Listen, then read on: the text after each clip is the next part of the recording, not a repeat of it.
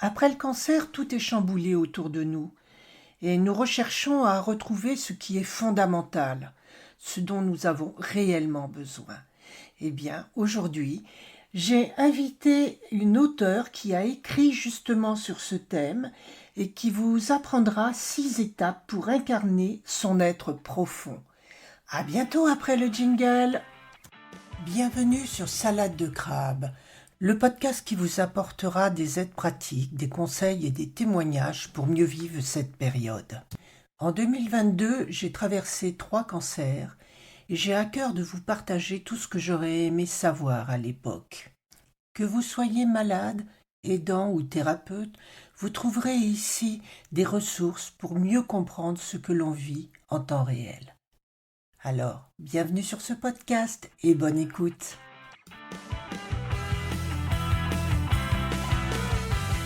Bonjour, aujourd'hui j'ai l'honneur et le plaisir d'accueillir Ambre Cazot de Hob. Je suis en train de lire ton nom parce que c'est vrai que je me mélange les pinceaux et j'aurais peur de l'écorcher, qui est praticienne psychocorporelle, qui a de nombreuses cordes à son arc puisqu'elle a étudié l'hypnose, la kinésiologie, la physique. La Non, psychobiologie quantique. psychobiologie quantique, voilà, la PNL, et également plein d'autres choses comme toutes les praticiens que je connais. Et là, je vous la présente parce que j'ai lu son livre, que vous verrez à l'envers sur l'écran, Le parcours qui mène à soi, et 6 étapes pour incarner son être profond qui m'a vraiment, vraiment parlé. Et je désirais qu'elle partage avec nous le contenu de son livre et qu'elle nous en dise un petit peu plus sur sa méthode ou ses méthodes. Alors, bonjour Ambre et bienvenue sur Salade de crabe. Merci Françoise, merci pour cette introduction magnifique. C'est un honneur pour moi aussi d'être là aujourd'hui. Alors donc, peux-tu nous parler en quelques mots de ton parcours parce qu'il a été vraiment riche et très varié. C'est vrai, alors c'est toujours un exercice difficile que de parler de son parcours. Je vais essayer d'être le plus concis possible. On va dire que je suis un peu tombée dans la marmite puisque j'avais la chance d'avoir un papa qui était magnétiseur, une maman qui s'était intéressée depuis toujours à l'astrologie.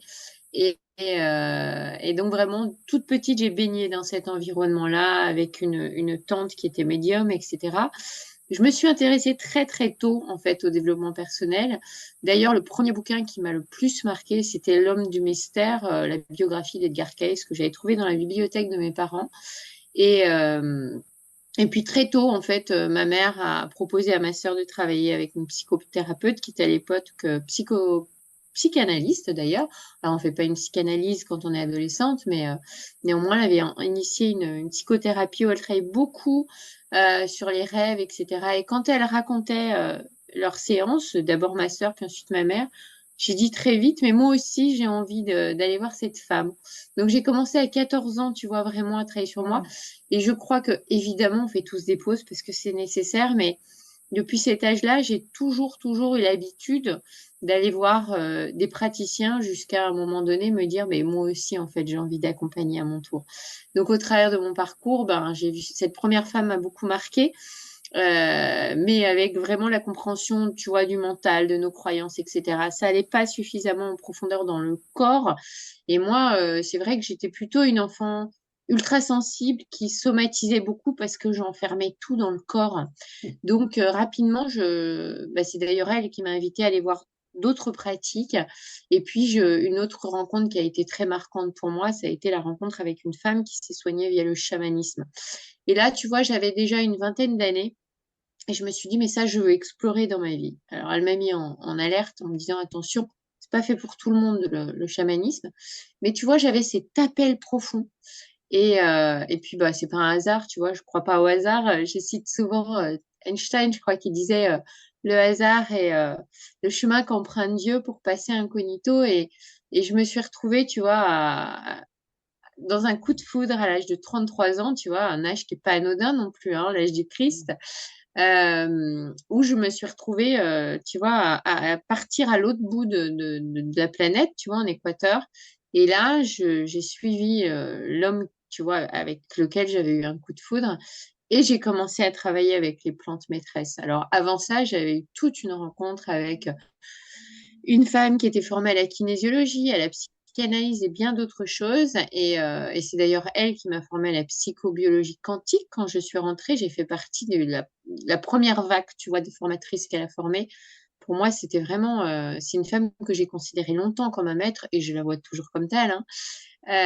Jusqu'à un moment donné me dire, bah, alors non pas l'élève dépasse le maître, hein, je garde ma place, mais me dire, ben voilà, à mon tour maintenant de transmettre, d'accompagner pleinement. Et c'est ce qui m'a permis aujourd'hui de passer de la praticienne à celle qui transmet aussi au travers de stages comme celui que j'anime sur l'enfant intérieur et puis bien d'autres, tu vois, qui germent dans des stages en psychogénéalogie, etc. Oui, et c'est tout cela que vraiment dont tu parles dans ton livre. Alors, tiens quand même à préciser que ce livre n'est pas pour les personnes qui débutent, mais qui ont déjà un certain niveau de travail sur eux-mêmes. Parce que alors il n'est pas compliqué, mais quelqu'un qui débute réellement sera totalement perdu parce que tu parleras de choses qui, pour nous, parce que moi c'est pareil, cela fait peut-être, enfin je dis 20 ans que je travaille réellement sur moi, mais avant, je suis tombée à 15 ans également dans la marmite de l'énergétique, quand on m'a donné le don de barrer le feu et non, de couper le feu et de barrer Ouais. les entorses, ce qui m'a emmené après à une recherche de compréhension, une recherche d'aller plus loin. Bon, par d'autres chemins, puisque Mm. c'était le Reiki, ça a été Matrix Reimprinting, ça a été le FT. Mais j'ai toujours coutume à dire, c'est que nous empruntons différents chemins pour aller au même noyau central, Ouais, tout à fait. l'énergie, puisque nous sommes tous faits d'énergie Mm. principalement C'est plus ça. que de matière. Et c'est cela, la révolution quantique, qui dit que effectivement la matière est créée par nos sens, par notre cerveau, nous sommes plus que cela. Ouais, Et on tout à rejoint fait. la spiritualité, on rejoint le chamanisme, on rejoint les différents espaces-temps imbriqués et coexistants au même moment, et donc qui permet aux chamans d'aller visiter autre chose, aux personnes à d'état de conscience modifié parfois d'aller visiter autre chose, et tout est OK. Ouais, Et tout est maintenant expliqué par la science. c'est vrai. Ouais. Enfin, tout, je sais pas tout, mais oui, c'est vrai que la physique quantique, elle nous permet de mettre des mots là où pendant des années, beaucoup de gens qui ont été qualifiés de perchés ou des domaines, tu vois, je pense au yoga. Moi, je suis venue très tard au yoga, me former au yoga, et je me rendais compte quand j'avais mes cours avec le prof de philosophie, je disais, mais c'est marrant, c'est exactement la même chose que ce qu'on est en train de prouver en physique quantique. Donc, on le Oui, savait tout depuis très longtemps, hein. et surtout, ce qu'il ne faut pas oublier et qu'on on met vraiment de côté dans notre civilisation très cartésienne, basée sur la science, Mm.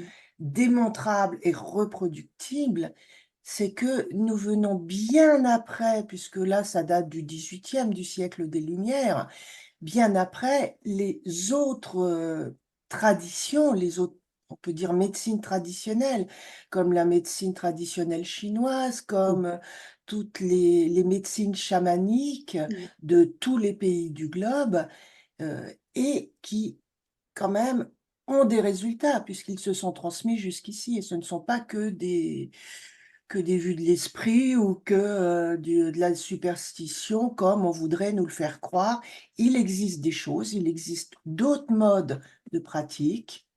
Non que je ne dise que la médecine occidentale soit mauvaise. Moi, Bien sûr. enfin, je travaille avec elle, mais je trouve que tout ont leur place et que ce sont des accompagnements. C'est ça, en fait, l'idéal, c'est de travailler de concert avec toutes.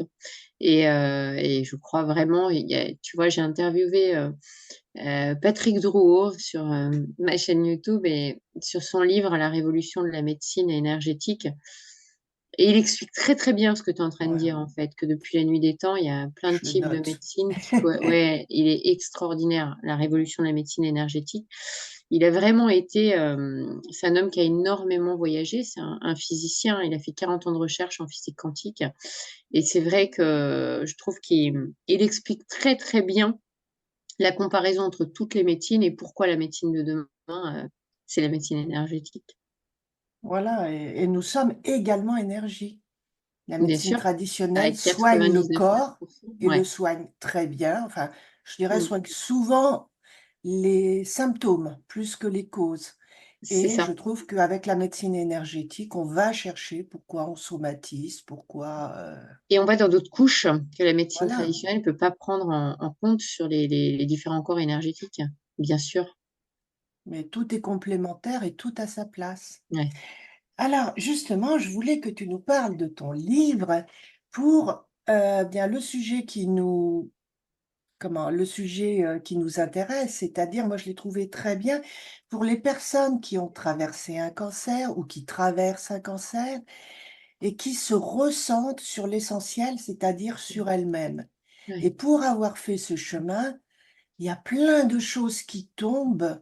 Et moi, personnellement, je me suis rendu compte, non pas que j'avais perdu ma vie, mais que je m'étais, comme la plupart de nos concitoyens, coulée dans le moule que ouais, mon éducation au sens large m'avait créé, c'est-à-dire il faut travailler dur, et toutes les croyances, il faut travailler dur, il faut gagner de l'argent, il faut acheter une maison, il faut être à l'abri financièrement et mm, en fin de compte, on fait beaucoup de compromissions pour plaire à ses parents, pour rester dans la société, par peur, peur du manque, peur de ne pas être comme les autres et en fin de compte, on s'oublie ouais. et c'est quand on a un très grand choc, un très grand bouleversement, que ce soit la maladie, que ce soit un accident, que ce soit enfin un accident de la vie, Une dépression, ouais. Mm. une dépression, que là, on met tout en parallèle et on se rend compte déjà de nos valeurs, on retourne à nos valeurs profondes et et on en revient à la chanson «J'aurais voulu être un artiste». Celle qui te parle particulièrement. Ok. Pas vraiment, mais c'est vraiment dans cette chanson, c'est le choc entre quelqu'un qui a très Ouais. bien réussi matériellement Et qui répond aux attentes de papa-maman souvent, ouais, aux et qui, injonctions, en ouais. fin de compte, déplore d'avoir réussi parce qu'il aurait voulu être un artiste. Ouais, ouais. Ouais, ouais, alors moi, c'est vrai que dans mon livre, je parle d'essence. Je pense que, tu vois, je compare souvent l'être humain à une boule multifacette, mais ça, c'est le langage très hypnotique. Et j'ai tendance à dire qu'il y a énormément de facettes de nous qu'on croit connaître, hein, puisqu'on dit moi, je suis, hein, sur lequel on a construit notre ego. Et cette étape, elle est indispensable, évidemment. On a besoin de se différencier des autres. Mais on a tendance à faire de notre vérité ce qu'on a entendu. Ce qu'on a entendu par rapport à nos figures d'autorité, c'est-à-dire en général papa-maman, mais parfois bah, c'est les grands-parents qui élèvent, ou même d'autres figures d'autorité, nos proches, il y a des profs qui nous marquent particulièrement dans notre vie.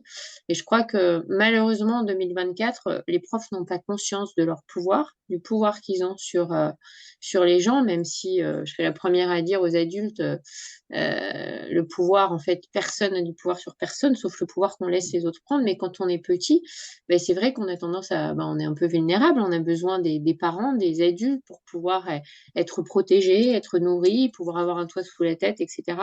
Et quand nos figures d'autorité, nos proches et les gens en qui on a confiance nous disent ah bah toi t'es, alors ça peut être aussi bien ce qu'on considère dans notre société comme des qualités que comme des défauts, ben l'enfant il va en faire une vérité. Parce que papa, il peut pas se tromper, maman peut pas se tromper, et la maîtresse, elle peut pas se tromper. Et donc, il va en faire une vérité, il va répondre à cette injonction-là, finalement, de dire, ah ben, moi, de toute façon, je suis timide alors qu'il n'est pas plus timide que le voisin, mais il a entendu ça et donc il va donner raison à l'adulte pour pouvoir être reconnu par l'adulte parce que c'est important pour survivre. Donc, Ben, très souvent, moi, je donne comme, et j'en parle dans le livre, comme astuce de dire, ben, regarde qui tu attires, parce qu'en réalité, tout ce qu'on voit chez les autres et qui réagit en nous, quand je parle de réaction, c'est des réactions particulières au niveau émotionnel, que ce soit une réaction, ah, j'admire l'autre, ou au contraire, ah, ça, je peux pas supporter, ben, c'est toujours des invitations à reprendre conscience d'une partie de nous, parce que ce qu'on voit chez l'autre, c'est ce qu'on a en commun. Et ça, c'est super important. Maintenant, dans la compréhension qu'on est la somme de tous les défauts et toutes les qualités de l'humanité, parce on est fichu pareil finalement, c'est aussi comprendre que ben, on l'a dosé en fonction justement de cette éducation, ce qu'on a cru qu'il fallait qu'on incarne et ce qu'on a voulu incarner. Et c'est prendre conscience que malgré ça, on a une essence et on est tous uniques. Et cette essence, c'est vraiment quelque chose, je crois, soit l'enfant, il l'a, il le respecte et il va très vite le mettre en place dans sa vie. Et ça peut être, je sais pas, mon essence, c'est vraiment de soigner les gens à travers la médecine. Tu parlais de médecine tout à l'heure. Donc, je vais m'incarner facilement dans une famille de médecins, de génération en génération. Et c'est OK, c'est super. Je suis en train de réaliser, quand je parle d'essence, c'est la mission de vie, hein.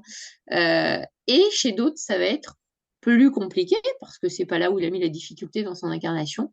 Et parfois, bah, effectivement, pour plaire, pour être aimé, pour être reconnu de papa, maman ou des figures d'autorité qui sont importantes pour nous, on va complètement s'oublier. Et on va Ouais. répondre à ce qui était attendu de nous, ou en tout cas ce que l'enfant croit qui est attendu de nous, parce que parfois, je parle aussi de légende personnelle, hein, l'enfant, il va interpréter des choses alors que c'est pas la réalité dans son système, et il va complètement se perdre. Et Et c'est le c'est ce qui crée, problème. ben, effectivement, des dépressions. Moi, je dis souvent que la dépression, c'est un super cadeau en réalité de la vie, mais comme la maladie, hein. Il y a un autre homme, moi j'aime bien citer mes sources, hein, Moussa Nabati, d'ailleurs j'en parle dans mon livre, qui m'a complètement bouleversée quand je l'ai lu sur son livre sur l'enfant intérieur, qui est un psychanalyste qui dit à quel point la dépression, c'est cadeau, parce qu'en fait, ça nous invite à aller toucher nos Mm. profondeurs, et à un moment donné, quand tu as touché le fond, bah, tu pas le choix de remonter, quoi. Et de dire, bah là, enfin, t'as pas le choix. Tu peux prendre plus facilement la décision de dire là, j'y vais Tu pour moi, j'y vais dans sombres. ma vie. Si tu veux t'en sortir, tu donnes un coup de pied au fond et tu C'est remontes. Ou ça. sinon, tu sombres, ce qui arrive aussi Exactement. malheureusement. Tout à Alors là, fait. Tout à j'aimerais fait. revenir un peu sur ce que tu as dit, parce que ce que tu as dit, c'est ce que je crois également, qui Mhm. peut être dur à accepter et à comprendre pour certaines personnes. Enfin, moi, ma foi, c'est-à-dire quelque chose qui est au fond de moi, qui Ouais. semble être la tienne également, Ouais. c'est que on choisit la famille dans laquelle on s'incarne et dans laquelle on est pour Mm. travailler sur des choses que le- que l'on doit travailler, et c'est pour cela que l'on a toujours le même type de problème qui ressurgit. Moi, j'avais des copines qui me disaient, ah, mais je tombe toujours sur le mauvais garçon. Pourquoi? Parce Le que mauvais bah, il cheval. fallait qu'elle travaille sa relation à elle-même, à l'autre, enfin, sa dépendance ou je ne sais quoi, Eh mais oui. vraiment, elle avait quelque chose à travailler. Et pour en Mm. revenir à ce que tu disais, notre fille nous a dit, ce genre de problèmes, dépression, maladie, choc, accident, ce sont des cadeaux très mal emballés de la vie. Et C'est sur ça. le coup, C'est on comme les ça que prend je les comme... appelle. Pardon? Oui, oui, c'est comme ça que je les appelle, des cadeaux mal emballés. Ou des Ouais, cadeaux ouais. des gifs. Ouais, ouais, c'est exactement ça. J'aime beaucoup cette métaphore. Le cerveau, il fonctionne comme ça. Enfin, l'inconscient, en tout cas, c'est le langage qu'il connaît, c'est les images, les archétypes, c'est les Oui. métaphores. C'est comme ça qu'on travaille en hypnose. Et effectivement, personne ne peut prétendre détenir la vérité parce qu'on est limité par nos cinq sens. Néanmoins, c'est vrai que je reste persuadée aujourd'hui qu'on choisit notre incarnation en fonction de ce dont on a besoin. Et parfois, il y a certaines personnes, certaines âmes qui se mettent la barre un peu haute parce que de l'autre côté, ah oui, oui, ben ça, je vais me trouver tel décor. Alors, tu vois, la façon de travailler l'abandon, tu l'as dit, ça peut être en ayant l'impression de tomber sur le mauvais cheval, ou alors qui nous quitte, voilà, qui va aller voir ailleurs à un moment donné, et on va le vivre comme une trahison, et donc on va mettre fin à la relation.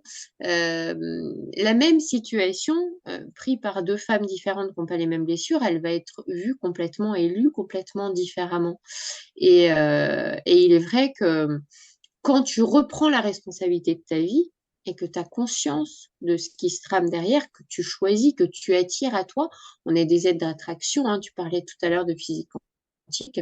On a beaucoup, beaucoup parlé, même vulgarisé cette loi d'attraction, dont je parle pas mal dans mon livre précédent, hein, les secrets de la conscience quantique. C'est vraiment cette compréhension qu'on attire ce qu'on vibre et qu'on attire ce dont on a besoin. Moi, je dis souvent aux gens, vos problèmes, vous les voyez comme des problèmes, mais c'est vos solutions.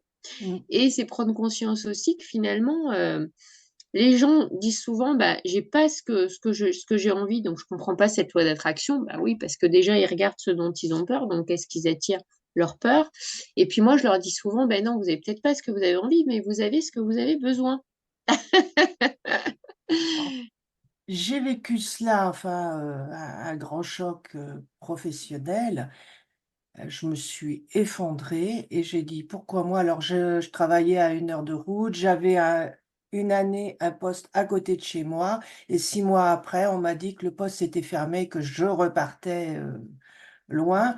Je me suis effondrée, j'ai dit: «Pourquoi moi?» Et là, j'avais ma chef qui travaillait beaucoup, et je l'ignorais à l'époque en développement personnel qui m'a dit: «Tu as posé la bonne question parce que l'univers te donne toujours ce que tu veux au fond de toi». Alors moi, Mmh. évidemment, j'étais pas du tout là-dedans, j'étais, ouin ouin, j'ai jamais demandé ça et cetera et là, ça a été ma première rencontre pendant 6 mois. Elle a fait mon éducation, vraiment et des fois, je me demandais où je mettais les pieds. Je me disais: «Est-ce que je suis dans une secte ou quoi?» C'est parce que c'est un changement total De de perspective. vision et elle m'avait Ouais. dit une chose que je dis systématiquement: «Quelle que soit la personne qui vous dit des choses, avant toute chose, regardez au fond de vous si cela sonne juste ou Mmh. pas et Ouais. dans le cœur, pas dans la tête, C'est si ça. vraiment vous le sentez juste. Oui, Si vous oui. ne le sentez pas juste et que quelque part vous avez envie d'y croire parce que ça répond à vos Mmh. besoins, donc vous écoutez, mais cela ne vous convient pas et c'est valable pour moi, c'est ce que je vous C'est ça. dis. Ne vous semble pas juste, mais au fond de vous, hein, parce Ouais. que la tête, elle vous dira: «Mais où tu mets les pieds, c'est complètement Mmh. fou», eh bien, changez, allez voir quelqu'un d'autre qui vous Mmh. parlera. Ouais. Tu Mmh, sais, en kinésiologie, on a un petit dicton qui dit le mentalement, le corps c'est tout. Le truc, c'est que nous, les Occidentaux, on est tellement dans le mental que c'est très compliqué pour nous. Alors, on peut pas aller terme ce mental et on en a besoin, c'est clair, mais c'est vraiment retrouver cet équilibre. Alors, c'est le principe de la kinésiologie et pas que, hein. Finalement, tu parlais non, de toutes les cultures qui se rejoignent. Il y en a qui parlent de la voie du milieu, il y en a qui parlent de la voie du Tao, il y en a qui parlent de la voie de l'homéostasie. Mais effectivement, quand tu rentres dans l'espace du cœur, et donc du corps, le cœur, il sait. Et on parle souvent du cerveau triunique, hein, avec ouais, voilà, le reptilien, le etc., limbique et le le limbique néocortex, et le cortex. Mais et on parle du deuxième cerveau. C'est vrai qu'il y a eu plein, il y a eu la mode à un moment donné, tu le sais, ventre, les intestins et tout. Mais on parle rarement de l'intelligence du cœur. cœur, qui a un champ électromagnétique très, très puissant Mais et qui va tellement. à plusieurs mètres autour de nous et ça a été vérifié, ça a été mesuré. C'est ça. Et en fait, quand tu es dans l'espace du cœur, tu as parlé tout à l'heure des peurs, finalement, quand tu réduis toutes les émotions, qu'on peut appeler complexes ou secondaires et qu'on réduit toutes les émotions de base, il en reste que 2. C'est l'amour et la peur. Tant que tu es dans la peur, bah, tu Mmh, peux pas vibrer l'amour et voilà effectivement, l'énergie peut pas circuler correctement. Et et tu vois? c'est Oui. ouais. Non, je t'ai coupé, excuse-moi. Ah bah, non, non, non, vas-y, je t'en prie.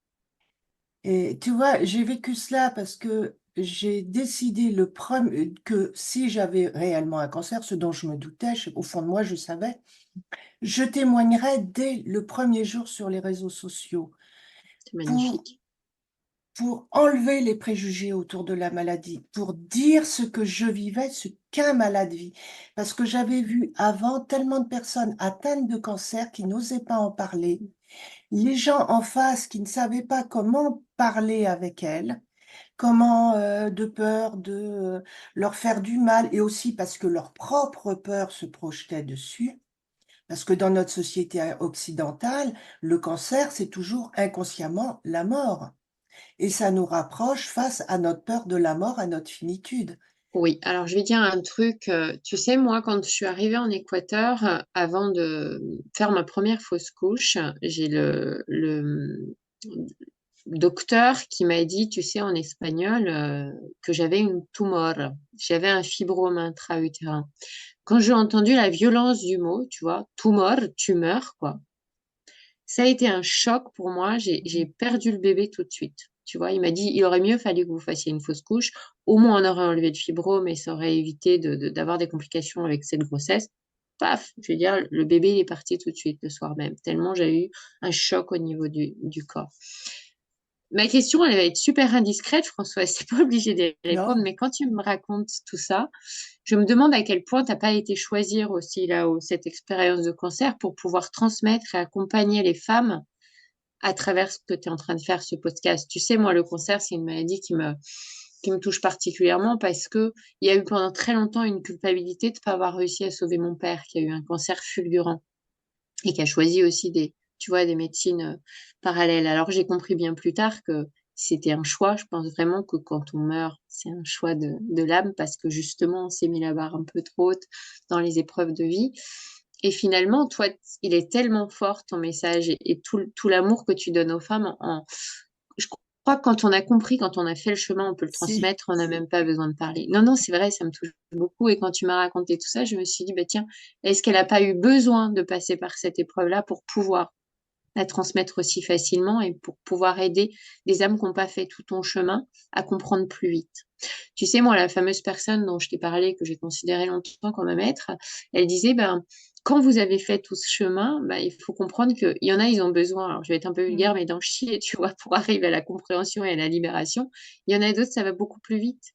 Et c'est vrai, quand tu as fait le chemin, vu qu'il y a un échange de champs et d'ADN, rien qu'en touchant tu vois, une personne sur la peau, ben, quand toi, tu as fait le boulot, t'aides forcément beaucoup plus facilement les autres à la compréhension que toi, tu as mis des années à avoir pour pouvoir te libérer de cette maladie, quoi. Ouais, déjà, moi, dès le départ, alors bon, c'est une histoire un peu particulière parce que je sais que ma mère et ma grand-mère ont eu un cancer du sein. On m'a annoncé à 16 ans que je risquais d'en avoir un. J'ai eu ma première mammographie à 16 Bien ans. programmé, quoi. Voilà, donc bah, je l'ai eu à 60 ans. Je dis, tiens, j'ai gagné 10 ans. Bon, bah, on m'a dit, enfin, vous avez une boule. Bon, bah, je me suis dit dans ma tête, bon, bah, je sais, c'est pas grave.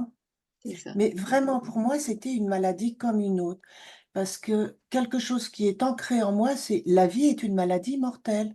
De toute Hmm. façon, il faudra bien qu'on meure de quelque chose. Et je refuse, sauf quand j'ai un examen qui est prévu, évidemment, de penser aux récidives, de penser aux métastases, parce que ce qui doit arriver arrivera, mektoub, comme disent les Arabes. Après, je fais tout pour éviter que ça revienne en travaillant, en essayant de travailler sur les causes, en disant qu'est-ce que mon corps voulait me dire par ces trois cancers que j'ai eu, enfin, qu'on a dépistés la même année et traités très facilement, enfin, relativement facilement. Hmm. Mais et aussi, ce qui m'a aidé, c'est que j'ai fait une ENDE ou une EMI, une expérience de Ouais, mort imminente à le 27 MDR. ans, Hmm. ce qui fait que je n'ai plus peur, j'en suis ressortie sans peur de la mort. Je sais qu'il y a quelque chose après, je ne sais pas quoi, mais je ne suis pas qu'un corps.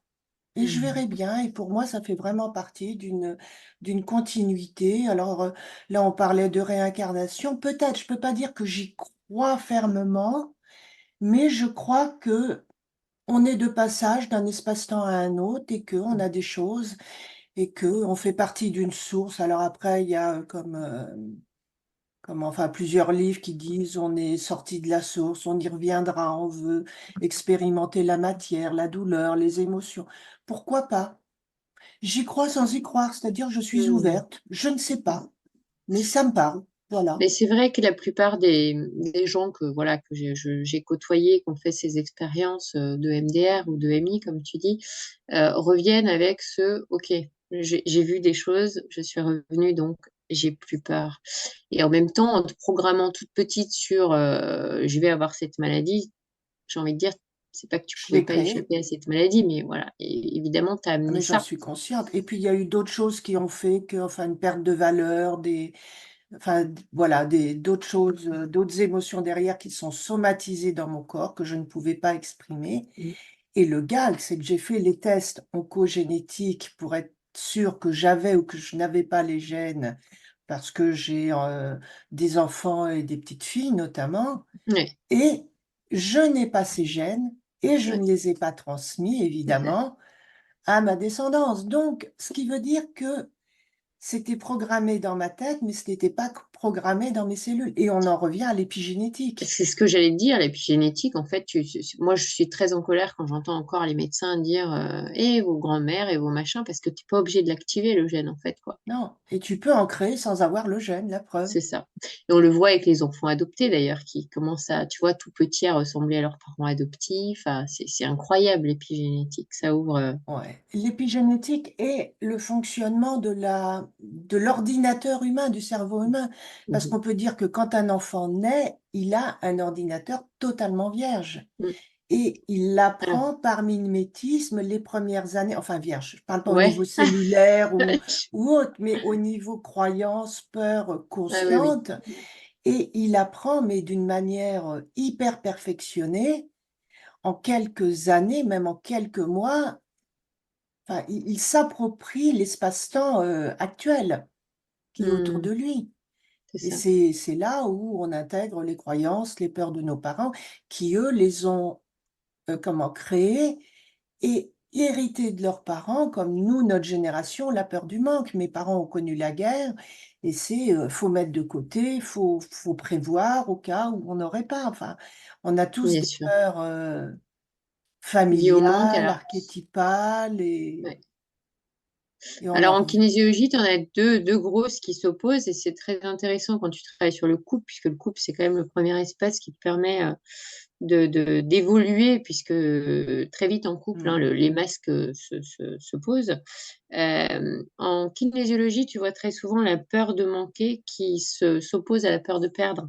Les gens qui sont dans la peur de perdre sont plus dans des exemples que tu as cités, de perdre le toit, etc., de pas avoir de quoi manger. La peur de manquer, c'est plus l'aventurier, tu vois, qui va, oh là là, faut pas que je loupe cette affaire, il faut que j'investisse là. Et en général, deux partenaires, en fait, c'est le même problème, mais polarisé, tu vois, à l'opposé. Donc, en général, un partenaire qui est dans la peur de perdre va rencontrer un partenaire qui est dans la peur de manquer, puisque le but, c'est d'être dans l'équilibre.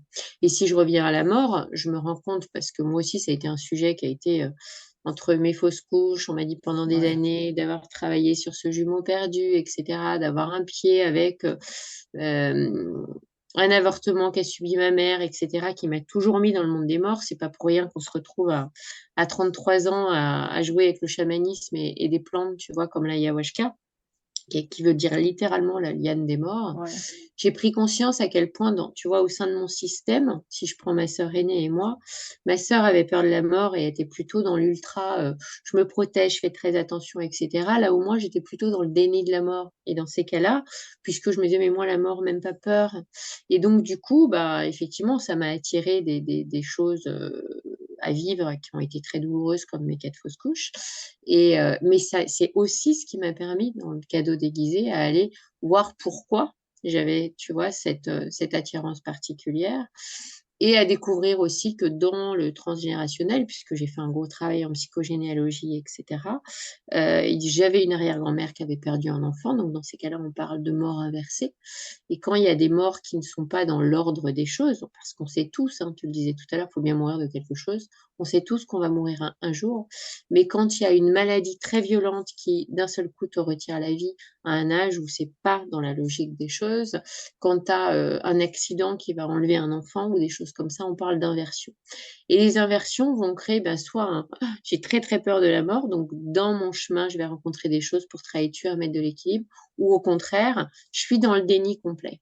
Et donc, il va bien falloir que je me confronte à ça pour remettre de Mmh. l'équilibre. Et ce qui est très beau dans les EMDR, c'est que très souvent, parce que tu as vu, c'est là où tu reviens en te disant, mais j'ai envie de vivre.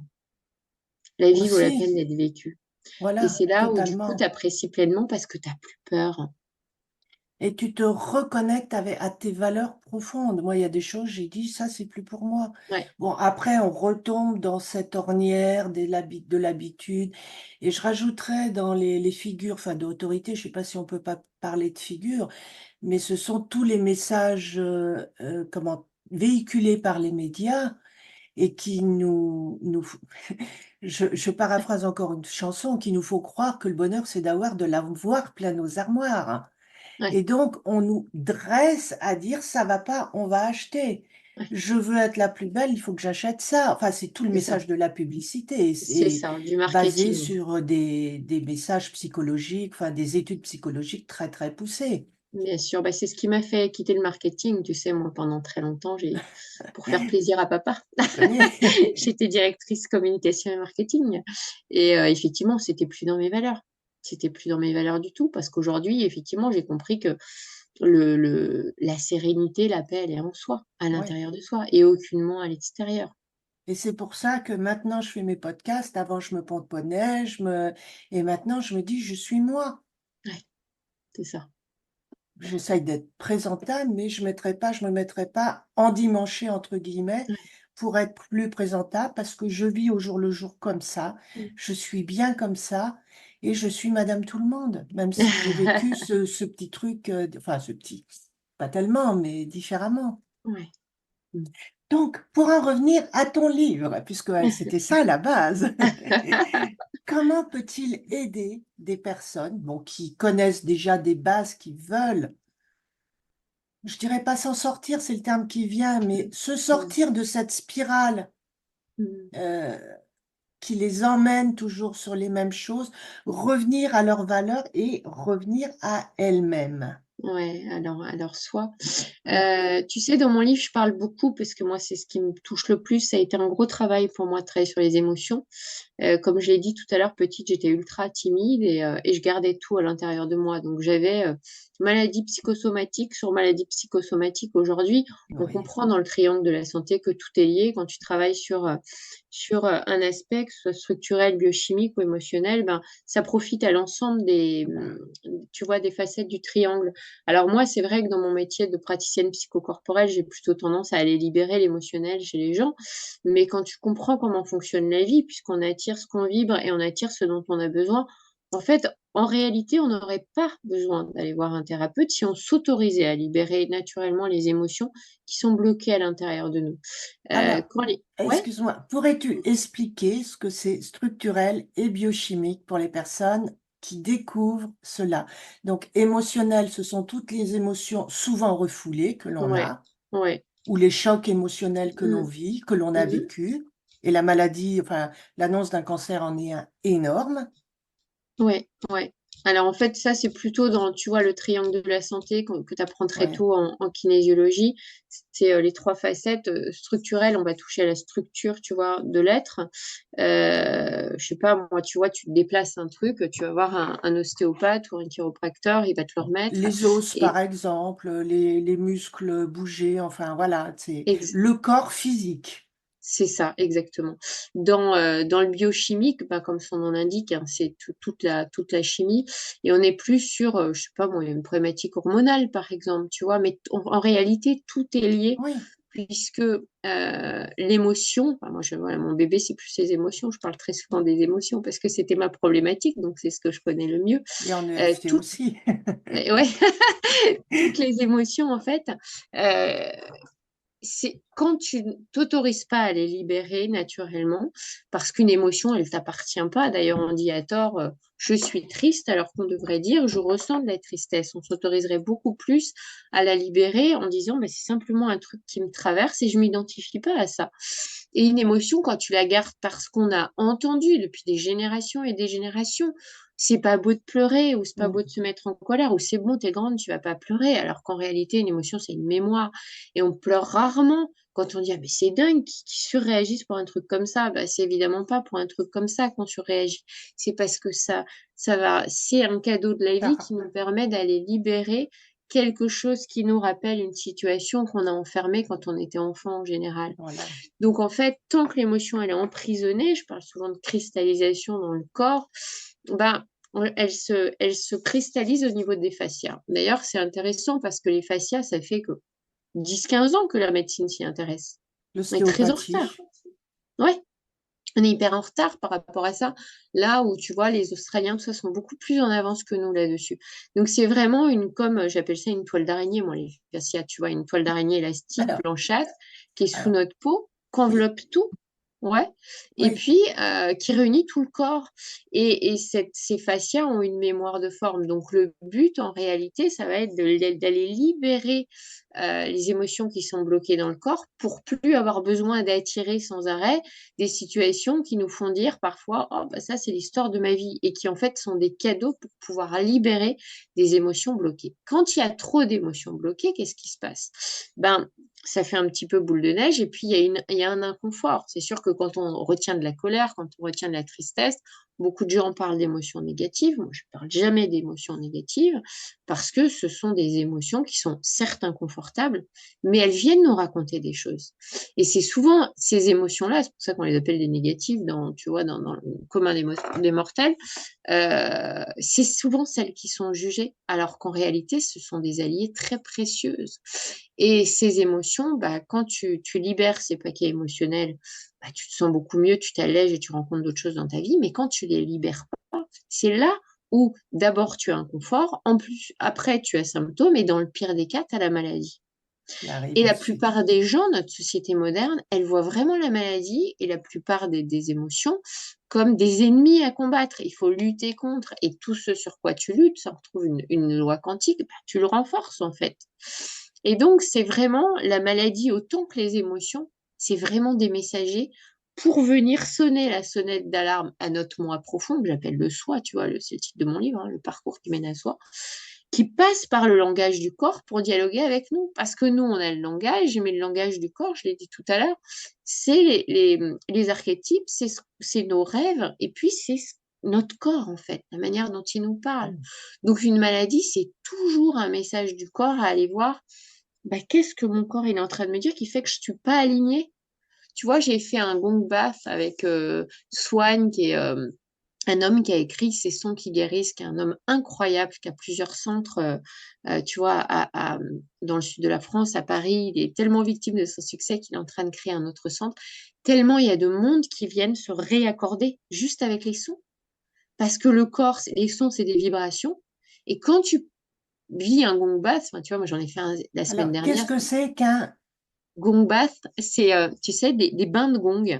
Ah oui, un C'est gong basse, d'accord, ok. Ouais, et donc en fait, tu as, les gongs partout dans la pièce, tu as, des bols de toutes les origines, hein, tu vois. Et puis, il joue avec des flûtes, il joue avec des instruments yogiques. Enfin, c'est un homme qui fait le tour du monde et qui va toujours chercher des instruments incroyables.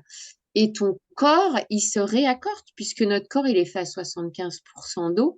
Quand tu as les vibrations qui viennent te réharmoniser, d'ailleurs, il utilise le langage des oiseaux, il dit la langue française est bien faite quand elle dit je me sens pas en accord avec ça, tu vois. Il Je vient suis réaligner à côté de mes pompes et enfin, je travaille aussi en énergétique et je m'aperçois que mon centre, il est ça, là ou c'est là. ça, c'est ça. Parce que mon aura est à côté de mes pompes. C'est exactement ça. Donc en fait, naturellement, tu viens te faire réaccorder, réaligner et tu sors de là. En fait, le stress, tu vois, le moindre truc qui déclenchait du stress auparavant, un bain de gong, c'est dit, ça dure à peu près 3 semaines dans les bénéfices, tu vois. Bon, 3 semaines qu'on retrouve, tu vois, c'est les 21 jours en PNL, c'est les Ouais, 21 jours qu'on retrouve dans les reconnexions au niveau cérébral quand tu changes de croyance, etc. Enfin, tout se rejoint, quoi. toujours. Et c'est drôle parce que pas, enfin, là, j'ai un peu mis de côté depuis ces 2 ans toute l'énergétique, j'y reviens. Mais avant, par moment, alors j'ai des gongs, j'ai des bols tibétains, bols de Mm. cristal, clochettes, et par moment, j'ai besoin d'aller chercher telle chose et de me faire Ouais. une réharmonisation. Mm. Et là, j'étais trop dans le corps, trop dans la médecine, trop. Je crois que j'avais mis de côté toute cette partie Ouais. spirituelle. J'étais tirée vraiment dans la matière, Mais bien ce qui est très avec. bien, ce qui est très bien, parce que des C'était le gens comme moment. toi, très souvent, et je me retrouve en toi, hein, on a On est tendance à trop perché. se barrer. Et le problème, c'est que pour vraiment monter très haut et j'irais, tu vois, dans les bonnes strates, il faut être super ancré. C'est toujours cet alignement. Je parle d'équilibre comme ça, mais en réalité, c'est l'équilibre comme ça L'équilibre est aussi, hein. partout, hein. L'ancrage, l'enracinement, enfin, il y a le centrage et je sais plus trop le dernier, mais bon, chaque mot a une signification précise Ouais. en énergétique. Mm. Et c'est vrai qu'il faut prendre soin de notre corps énergétique. Et là, tu parles de notre corps émotionnel. Et moi, il y a une chose qui me fait bondir intérieurement, c'est quand, les femmes me disent: «Mais tu es forte, je n'ai pas ta force». Mais non, je ne suis pas force. Je ne suis pas forte. Simplement, je me remets dans l'ici et maintenant. Mmh. Hier est passé, pourquoi m'en faire? Et demain est un autre jour, pour paraphraser Scarlett O'Hara. Ouais, ouais, ouais. Mais ça sera jamais ce à quoi je m'attends, donc Mmh. restons ici et Mmh. maintenant. Et vraiment mes seuls buts, j'ai passé des moments très difficiles dans ma vie, comme nous toutes, c'était tenir jusqu'au soir, jusqu'au lendemain. Je voyais pas plus loin. Ah ouais, ouais, C'était ouais, mon seul but. Je me ouais. projetais pas au-delà et je crois que j'ai gardé cette manière de penser et puis avec le développement personnel, tout ce que j'ai expérimenté moi aussi, c'est vraiment être dans l'instant présent, c'est être et puis profiter des bonheurs que l'on a. Alors, on me dit: «Voir le verre à moitié plein au lieu de moitié vide». C'est pas exactement ça, mais Ouais. à côté de nous, il y a des choses qui sont très moches. Bon, tout ce que l'on vit quand on vit un cancer et puis c'est un sacré ascenseur émotionnel, mais il y a des choses très belles et je me forçais au début et c'est devenu naturel chaque jour de voir ce qui était beau dans ma vie et je disais: Mmh. «Ça commence avec le matin, se réveiller au chaud». Même si on a mal, Ouais, moi tous les ouais. matins, je mets un quart d'heure avant de pouvoir bouger mes doigts tellement ils Mmh. sont ankylosés et ils me font mal, ils me réveillent la nuit parfois. Mais je me dis: «Mais je me réveille au chaud, le ventre plein, avec j'ai la chance d'être à côté de l'homme que j'aime et qui Mmh. m'aime». Et ça, c'est merci, déjà dire: Ouais, «Merci, je ouais. suis en vie». C'est une énorme clé, la gratitude, et c'est Mmh. important de le souligner. Parce qu'on parlait tout à l'heure du regard, en réalité, notre vie, c'est le reflet de, bah, notre regard, hein, nos croyances et nos pensées vont créer finalement nos émotions et donc nos comportements. Et c'est vrai que quand, tu cultives cette gratitude avec des toutes petites choses, hein, ça peut être, il nous arrive pas tous les jours des trucs extraordinaires, mais de dire: «Bah, tiens, là, le bus, il m'a reconnu, il s'est arrêté, ça m'a permis d'arriver à l'heure à mon boulot et d'assurer ma réunion» et cetera. Bah, c'est déjà programmer ton cerveau à voir le beau et ça Mmh. change tout. Parce qu'en fait, c'est vraiment notre vie, c'est le monde extérieur n'existe pas. Ça, c'est, tu vois, je reprends le titre d'un livre de Christian Flech, qui est un sacré spécialiste en décodage biologique. Moi, c'est un livre que j'ai trouvé extraordinaire parce qu'il explique de façon très simple comment en fait l'énergie crée la matière et qu'on n'est que des acteurs de théâtre sur le grand jeu de la vie pour expérimenter avec notre jeu, quoi. Et la gratitude, mais évidemment, ça commence par là, de se dire merci, merci la vie. Parce que quand tu programmes le beau, bah, qu'est-ce que tu attires à toi? Le beau. Et Alors ça, ça veut pas dire que tout est toujours ouais, beau, évidemment, puisqu'on vit sur un monde polarisé. Mais de voir que, beh, justement tout est un cadeau, ça te remet dans ta responsabilité. mais Responsable mais pas coupable, hein, je le dis souvent, ouais, hein. et c'est là où j'essaye enfin, que ça me hérisse également, mais pas négativement, c'est-à-dire que les personnes ne s'en rendent pas compte, mais les femmes qui disent: «Oui, j'ai jamais de chance. Qu'est-ce que j'aimerais être comme toi. Oui, ça tombe toujours sur moi». Ouais, Alors j'ai envie de leur dire, mais excuse-moi l'expression, putain, mais quelque part, vous attirez cela par la loi de l'attraction en vous disant, c'est à force de se répéter, je n'ai jamais de ouais, chance, bah, ouais, le tu lances. cerveau intègre, je n'ai jamais de chance. Bah, donc c'est même pas qu'il intègre, c'est tu ta vision du coup, elle est toujours portée, c'est l'histoire de la voiture rouge ou des femmes enceintes Voilà, qui voient des femmes enceintes partout, sur où est-ce que j'ai pas de chance et tu vois même plus quand tu as de la chance, en fait. exactement. Ouais. Système réticulé activateur. J'ai eu du mal à l'apprendre. Celui-là, c'est une partie du cerveau, la partie du cerveau qui nous fait qui fait le tri dans toutes les données que l'on enregistre inconsciemment pour amener à notre conscience celles qui correspondent à nos croyances. Donc plus vous direz: «Je n'ai pas de chance», Mmh, plus il amènera à votre conscience ce que tu dis toutes les fois où vous n'avez pas de chance. c'est Et ça. en disant: «Merci, que le monde est beau», ce même système de notre cerveau, que moi je considère comme un modulateur des modulateurs, ni plus ni moins, hein, Mmh. Mmh. amène à ma conscience tout ce qui fait que le monde est beau. Et je me Bien sûr. promène, je vois une belle fleur, je suis dehors, ah, il y a du soleil, c'est génial après tous ces mois de pluie. J'entends le chant des oiseaux, enfin, mais C'est Mais oui, je sais. s'émerveiller et c'est retrouver notre regard d'enfant Eh ben, c'est ça, parce dont que tu l'émerveillement, parles. il est lié à l'enfant intérieur. Et c'est vrai que tu parlais tout à l'heure de d'ici et maintenant. Bon, ça, c'est aussi quelque chose qui a été très amené, bah, tu vois, notamment par toute la culture du yoga avec les méditations, etc. La plupart des gens ont tendance à vivre, ça c'est l'ego hein, qui nous emmène là-dedans, mais dans le passé, j'ai peur parce qu'il m'est arrivé ça, du coup je crée la peur en permanence et qu'est-ce que je regarde et que j'attire à moi parce qu'il me fait peur, ou alors j'ai peur du futur, de ne pas avoir assez, tu parlais d'argent, etc. Alors qu'ici et maintenant, tout va bien. Donc en fait, quand tu es vraiment en lien avec ce qui t'entoure, là, ça peut modifier le comportement de nos cellules et puis libérer toutes les hormones qui sont sécrétées par le cerveau. Parce que c'est lui, en fait, qui est responsable de notre bien-être, tu Mm. vois.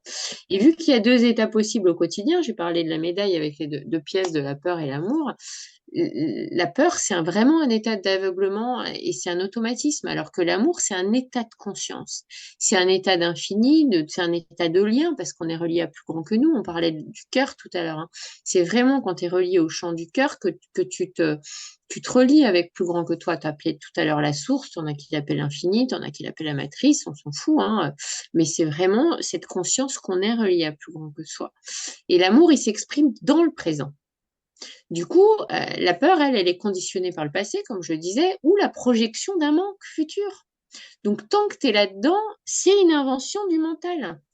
Mm. Du coup, Et ouais, quand tu ouais, te non, quand tu plonges dans termines, l'état d'amour, mais en fait, quand tu te plonges dans cet état d'amour, dans l'ici maintenant, tu parles de la méditation, là, tu peux aller délivrer les émotions qui sont ouais. bloquées et qui sont à l'origine des maladies dont on parlait. Et c'est ça que la médecine quantique est venue nous prouver, c'est prouver qu'en fait, l'état de conscience, il peut nous guérir parce que nous vivons tout le temps dans cette peur constante qui est emprisonnée finalement par, tu parlais tout à l'heure des injonctions, de ce qu'on a entendu quand on était petit, de nos habitudes. Et tout ça, c'est Ultra-générationnel, conditionné par la pensée. C'est ça. ce que nous transmettent nos ancêtres, Mhm. en plus. Bah, genre, le monde est Ouais. dangereux, tu vois. Oui, mais Et même vu que l'ego, voilà, les expériences que nos mères, grand-mères, arrière-grand-mères, les c'est lignées ça, féminines ont. et qu'on a dans nos cellules, mine de rien, parce que Ah bah tout ce moi, qu'elles n'ont pas délivré, enfin, tout ce qu'elles n'ont pas libéré, bah, c'est à ceux qui sont en dessous de le libérer. Hein. ah oui, et puis moi j'ai vécu ça dans ma chair parce que quand notre fille est devenue plus grande, elle venait vers moi, j'avais ce mouvement de recul qui me faisait souffrir et qui la faisait souffrir. Et donc je lui ai dit, c'est pas toi, c'est moi, j'ai un problème, je ne sais pas lequel. Et notre fille, je pouvais le prendre sans aucun problème. Et bon, j'ai eu très peu de partage avec ma mère. J'ai très peu connu, enfin, j'ai connu jusqu'à l'adolescence, donc ça ne m'intéressait absolument pas, mes grands-parents. Et c'est là où j'ai mis vraiment le pied dans le développement Mm. personnel parce que je voulais me libérer et surtout la libérer de cela. Mm. Et c'est là Magnifique. où bon, des choses me sont revenues, que ma mère avait un frère, que dans ce qu'elle me disait, enfin, elle laissait transparaître que son frère était plus important que sa mère. Ma mère ne m'a jamais pris dans ses bras. Et je pense que sa mère ne pouvait pas faire la même chose. Enfin, Et voilà. Et je n'en comment sais faire rien, quand on n'a pas eu? Bah oui, mais bah voilà. oui. Et donc, il y a eu, je pense qu'il y a une lignée et je l'ai coupée avec différents protocoles. Ouais. Enfin, c'est là où vraiment j'ai fait mes premières recherches sur tout ça parce que c'était pas normal, mais Mm. c'était plus fort que moi. Ouais, ouais, c'est viscéral, mais je comprends très bien. C'est classique, hein, quand il y a Ouais. une grand-mère malade, etc., qui n'a pas pris l'enfant, comment voulez-vous que l'enfant devenant maman fasse la même chose avec ses enfants s'il n'a pas appris, s'il n'a pas eu? C'est très compliqué. Je me souviens d'une femme qui m'avait beaucoup touchée. Elle était venue en séance, on avait travaillé sur... elle avait sa petite fille qui avait vraiment... pourquoi elle était venue me voir, la petite puce? Ah oui, elle dormait pas la nuit. Ouais, c'était incroyable. Elle Non, dormait pas la nuit. t'en Et elle est parles arrivée. Ah oui, voilà. Voilà. t'en parles Et dans elle le livre avait et ça 4 m'a ans. Voilà. Ben touchée. oui, ben voilà, parce que ça me fait penser à ça. Et finalement, en fait, ben, la maman a cru qu'elle allait perdre l'enfant parce que quand elle a eu l'accident de voiture, on lui a dit, bon, bah là, c'est sûr, enfin, ils ont fait une échographie en urgence, mais c'était l'équipe de nuit, il n'y avait pas les médecins, etc. Ils ont cru qu'il y avait une fausse couche qui arrivait. Bon, appelez-nous hein, dès que la fausse couche arrive. Donc, elle, automatiquement, bah, qu'est-ce qu'on fait? On s'attache pas à l'enfant. Le lien d'attachement à l'enfant peut pas se faire naturellement. Et quand elle a eu son second fils, bah, elle en souffrait parce qu'elle sentait que elle était plus proche du fils. Donc, elle m'en a parlé. Et moi, je lui ai dit, mais c'est normal, le lien d'attachement n'a pas pu se faire. On va remettre le même lien. Et alors déjà, ce qui était très beau, c'est que la petite fille, bah, dès la première nuit, elle a refait ses nuits, alors que ça faisait 4 ans qu'elle dormait pas, en fait. Elle se réveillait la nuit. Elle se réveillait la nuit pour rassurer sa maman, de dire, mais t'inquiète pas, en fait, je suis là, je vais pas mourir. Et ça s'était passé une nuit, l'accident. Et quand on a remis le lien d'attachement, et c'est là où on voit quand même que le cerveau fait pas la différence entre le réel et l'imaginaire, en hypnose, et ben ça a réglé tous les problèmes avec sa fille. Il n'y avait plus du tout de différence. Comme quoi, l'hypnose, c'est également une méthode qui est merveilleuse. Permet d'aller dans le corps aussi, hein, contrairement à ce qu'on croit souvent, hein, bien Ouais. sûr. Après, ce qui a fait beaucoup de mal à l'hypnose médicale, c'est L'hypnose de l'hypnose de spectacle. spectacle. Oh oui, bah, les gens ont Parce peur, que hein. les Ouais. gens ont peur, et puis toutes les histoires qu'on racontait sur bah, les romans où quelqu'un a été conditionné pour Ah tuer. ouais, oh, Enfin, moi, je je me les ai pas rappelle lus, avoir ceux-là. lu ça. Je Oh, les mais ai pas lus, mais c'était. ça me va. Mais bon, c'était les histoires qui passaient, ou les films, ou je sais plus quoi, mais c'est Ouais. vrai qu'il y a cette espèce de Oui, oui, les méfiance. gens ont Je peur. veux pas qu'on me fasse faire des choses Ah, que les je gens ne ont veux peur. pas. Mm. Et je discutais avec des amis quand je faisais mes formations qui disaient, j'enregistre les séances Ah oui, et je les donne aux personnes comme ah, c'est ça, chouette. ça déjà, ça les rassure de savoir qu'elles Mm. sont enregistrées Mm. et qu'elles peuvent réécouter. Merci pour Ça, le tips parce que tu vois, c'est une belle idée. Moi, je fais jamais de séance d'hypnose sur la première séance, sauf si éventuellement je vais travailler sur l'enfant intérieur en humaniste où la personne, elle est très peu en état de conscience modifié parce que tu n'as pas besoin d'aller très en profondeur, tu vois, en état de conscience modifié pour que le travail soit très efficace. Néanmoins, ouais, je prends. C'est intéressant ce que tu dis. et tu vois, c'est drôle, mais l'hypnose, c'est une des rares techniques, enfin, il y en a beaucoup que j'ai pas expérimenté, mais que je ne connais Ouais. pas de Alors que moi, ça l'intérieur. me fascinait, tu J'en vois. ai, enfin, ça me fascine intellectuellement, mais je n'ai jamais eu l'occasion de, j'allais dire, de subir. Toi, je dois avoir, Ouais, suite ouais, à ce que je ouais. te disais, Ouais. un préjugé ou Mm. une peur, mais j'ai fait de la sophrologie. Bon, ça me convient pas particulièrement. Pour moi, je le ressens plus comme d'une méditation. Bon, c'est pas Ouais, désagréable, mais ça me parle ouais, pas ouais, comme, ouais. comme d'autres techniques. Et c'est là, il faut essayer plein de techniques et Faut aller essayer vers ce qui nous plusieurs parle. thérapeutes parce que c'est Oui. l'alliance thérapeutique, c'est-à-dire le lien, on sent Mm. ou on ne sent pas la personne Mm. en face de vous. Et C'est c'est OK. ça. Ouais. On ne Tu vibre sais, pas moi, je sur dis la même souvent, fréquence. oui, oui, oui, complètement. Je dis souvent, vous pouvez faire 15 séances de kinésiologie avec le même objectif de départ. Vous aurez 15 séances différentes, évidemment. Puisqu'on rencontre ce qu'on vibre et que tu vas aller chercher chez le thérapeute des choses que le thérapeute a dépassées, avec lesquelles il va être. Faut pas croire, hein, il y a quand même, il y a quand même de la projection, il y a quand même des. Ça se passe à Je un cherche autre le mot qui niveau. m'échappe, mais ouais. Et tu vois, c'est marrant parce qu'en discutant avec toi de l'hypnose, je prends conscience que la première personne qui m'a ouvert vraiment au développement personnel après mes parents, quand j'étais ado, cette fameuse psychanalyste, elle était très ouverte à d'autres méthodes. Et à l'époque où j'allais la voir, elle expérimentait, elle commençait à se former à l'hypnose ericksonienne. Et elle m'avait demandé, elle m'avait dit, ah, mais vu que toi, tu as des trucs un peu particuliers, je faisais beaucoup de rêves prémonitoires et tout, elle me dit, est-ce que tu accepterais d'être mon cobaye pour travailler avec toi en hypnose? Et j'avais dit, ouais, avec plaisir. J'avais tellement confiance en plus en cette femme qu'il y avait vraiment zéro peur. Et je me souviens vraiment, tu vois, pourtant ça date, hein, je vais avoir 45 ans la semaine prochaine. Je me souviens d'avoir travaillé avec elle carrément sur des vies antérieures. Je me souviens de toute la séance. Et ce qui est très drôle, c'est que tu vois, j'avais pas fait le lien que finalement c'est peut-être elle qui m'avait amené à, tu vois, à ce goût pour l'hypnose. Et le problème aussi, quand on est HP, comme je disais, c'est très à la mode de dire qu'on est Mm. au potentiel, mais c'est une réalité que personnellement je ne souhaite à personne parce que, enfin, maintenant c'est plus facile, mais pour moi ça a plus été un handicap qu'autre chose, c'est qu'on est intéressé par tout. Oh oui. On veut tester, on veut, Ouais. waouh, ça c'est génial. Tu me dis ça, toi, là j'ai noté 2 livres, ah, il Ouais. va falloir que je les Ouais, trouve. ouais. Mais je te les recommande parce que tu sais, quand je les cite, c'est vraiment des livres qui m'ont Ouais, marqué ouais. et je pense qu'ils te parleront beaucoup. Et tu vois, pourtant, j'ai ce qu'il faut comme livre, hein, et j'en ai Ah ouais, ouais, 5 bah, fois plus et ils sont sur 3 épaisseurs, 2 ou 3 je épaisseurs. connais, je connais. Donc là, pour en revenir, ah oui, ce que je voulais te demander pour les personnes qui ne connaissent pas, qu'est-ce que l'ego? Parce qu'on a beaucoup parlé d'ego. Donc l'ego, c'est une construction que l'on fait de sa personnalité. Enfin, toi, comment Ouais, tu ouais. le Ouais, ouais, dirais? oui. Non, mais c'est un joli, c'est une jolie image. Moi, je parle souvent du personnage aussi, tu sais, le personnage qu'on construit. Euh, La construction de l'ego, tu vois, on parle souvent de l'âge de raison à 7 ans, Mmh. tu vois. C'est vraiment là où on commence à être capable de dire je suis comme ci, je suis comme ça. Pendant longtemps, Jung, il parlait de la déconstruction de l'ego vers 50 ans. Je crois aujourd'hui pouvoir dire que je constate que cette déconstruction, elle se fait avant. Mais normal, tout évolue, la conscience évolue. On est plus en avance aujourd'hui. Et tu vois, des expériences comme celle que tu as vécue, euh, bah, ça aussi, ça aide à déconstruire l'ego. En réalité, l'ego, c'est le personnage qu'on s'est créé parce qu'on a entendu, compris que c'est comme ça qu'on est aimé, tu vois. Par exemple, tu grandis dans une famille hyper judéo-chrétienne où il faut être généreux absolument, bah, tu vas te construire avec un ego où tu as compris que pour être aimé de tes parents, il fallait être généreux. Donc, tu vas toujours être celui qui paye pour les copains, je sais pas, qui prête main forte, qui donne dès qu'il déménage des choses, des machins, des trucs.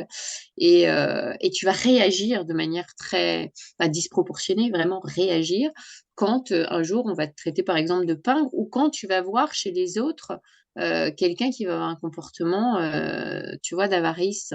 Et ça, c'est encore une invitation à aller prendre conscience Mmh. que, bah oui, toi aussi, en fait, tu peux être avare, évidemment, puisque sinon, tu réagirais pas, ça glisserait. Alors, évidemment, quand tu dis à la personne qui a déployé son ego dans la générosité, tu vois, et qu'en fait une valeur super importante, de lui dire, bah, toi aussi, tu as ce côté-là, il va dire, comment tu peux me dire ça à moi qui suis toujours celui qui paye? Et en fait, pour rétablir toutes nos facettes à l'intérieur de nous, pour être conscient de cette boule multifacette dont on a conscience finalement que de 10%, bah, c'est justement de voir à travers ton environnement. Je disais tout à l'heure qu'en réalité, on ne devrait pas avoir besoin de thérapeute parce que la vie nous permet de savoir qui l'on est. Bah, tiens, si j'ai ça qui réagit, c'est peut-être une invitation à réintégrer cette facette-là.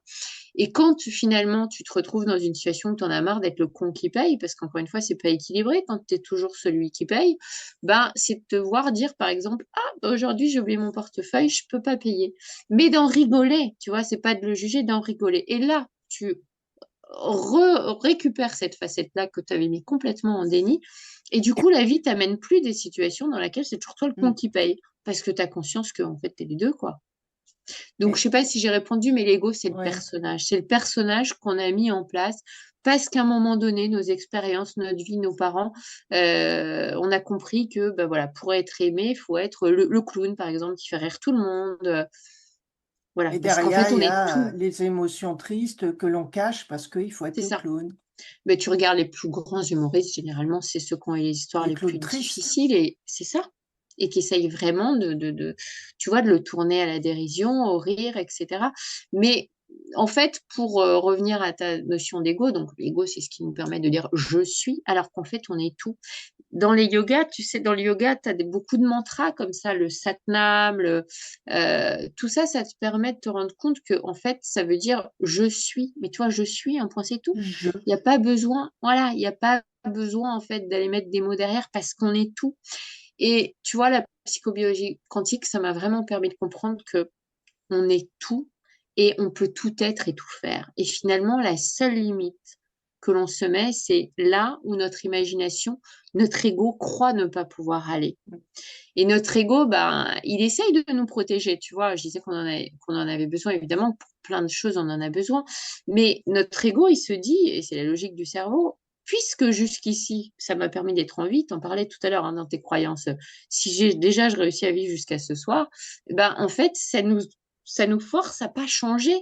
D'où, tu sais, ce fameux mot enfin, cette expression qui dit c'est la zone de confort, car rien de confortable, qu'on n'a que le mot. Quand tu sors de cette zone de confort pour aller dans ta zone de génie, il faut bien que tu atteignes la zone de peur. Et que tu la traverses et c'est ça le courage. c'est Ce n'est ça, pas ne pas avoir peur, c'est avoir peur et avancer quand même en disant: «On verra bien. c'est Peut-être ça, que ma peur n'est que cela, une peur, c'est ça. mais c'est D'où elle vrai». vient en fait quoi, Voilà. parce que la réalité elle est vraiment ailleurs, tu vois? Enfin, elle est vraiment ailleurs que celle qu'on se raconte en permanence par rapport à nos histoires, à nos expériences et quand on commence à voir que la réalité elle est ailleurs, bah, ça revient aussi à admettre que l'ego c'est une illusion. Mmh. Et là, moi, il y avait 2 choses que j'avais beaucoup appréciées, enfin, j'ai apprécié beaucoup, beaucoup de choses. J'ai eu l'impression de relire ma vie dans ton livre, puisqu'en fin de compte, Merci. c'est plus ou moins ce que je pratique. Je dirais que je faisais de la prose sans le savoir, je faisais ce que tu faisais sans le savoir. Bah, je suis très touchée, merci. C'est prendre sa place dans le monde, la liste de ses qualités et de ses défauts. Mmh mh. Et c'est vrai que pour moi, des choses que tu dis qualité, je les prendrais comme des défauts et c'est là où on voit la polarité que l'on met sur les mots et qu'en fin de Tellement, compte, pour moi, ce ne serait ni des qualités ni des défauts. Comme tu tellement. marques ambitieux en qualité, pour moi, c'est un défaut. Moi, j'imagine un ambitieux qui écrase tout autour de lui. Tandis que pour toi, ça sera peut-être quelqu'un qui veut aller plus haut, plus loin, qui veut Ouais. se réaliser tout simplement. C'est ça, c'est un exercice que je propose souvent dans mes stages d'enfants intérieurs et ça fait rire beaucoup de monde parce que tu es en groupe, donc tu bénéficies vraiment, tu vois, de cet égrégore et c'est marrant de voir comme certains enfants curieux, parce qu'il y avait des secrets de famille, il fallait pas poser de Ouais, questions, on a vraiment j'ai étouffé vécu cette ça. curiosité qui est magnifique et d'autres, au contraire, montrer la curiosité, c'était être intelligent et en fonction de comment on l'a reçu, perçu dans la famille, ben, on a été, tu vois, inhibé des choses, on les a perçus comme des défauts ou des qualités et ça change tout en fonction du regard que tu as dessus, tu vois? Moi, je vois défaut excentrique. Je suis excentrique, bon, ça se voit moins. Pendant longtemps, j'ai eu les cheveux bleus, bah, jusqu'au cancer, hein, pendant peut-être 10 ans. Bah, pour moi, c'est une qualité parce qu'on Mais rentre bien pas dans sûr que c'est les 2. le Mais oui, donc en parce fin que de tu compte, oses et que la il plupart des faut gens, osent pas parce qu'ils ont peur d'être voilà. jugés. Et c'est Ouais. vrai, tu parlais de la peur et de l'amour. Mmh. Dès l'instant où j'ai témoigné depuis le premier jour, je reviens à ce que je te disais, Ouais.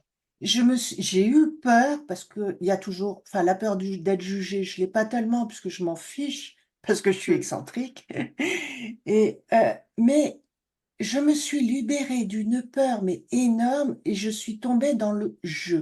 Je suis. Parce que je racontais ça aussi thérapeutique, hein, mes petites portions de vie, alors très succinctement, avec humour, sans pathos, parce que le but c'était pas non plus de Ouais. déverser, mon mal-être que j'avais parfois, mais et là je me sens mais même maintenant je me sens libre. Ouais. Bah, oui, Libre aussi ça bien change tout. parler de libido, de Ouais. sexualité, de douleur, heu Il y a plus de tabou, quoi. de haut, de bas, enfin, en me respectant, en Mmh. respectant les Ouais. autres, Bah, si tu te mais respectes, tu pour respectes les ramener, autres, hein. c'est-à-dire en Ouais. restant sur la limite, Ouais. en voilà, en étant «je», en disant: «Je ne veux pas choquer». Si je vous choque, bah, déjà vous serez certainement Ça pas vous là à appartient, m'écouter, quoi. Mmh. mais ça vous appartient et si c'est je vous choque, cherchez pourquoi ça vous Ouais. choque. C'est ça. C'est ça et ça change tout parce que du coup, tu as plus besoin de te planquer derrière les masques que Jung appelait la persona. C'est ça, en fait, le véritable travail. C'est de plus avoir besoin de paraître, en J'en fait, ai de encore, plaire.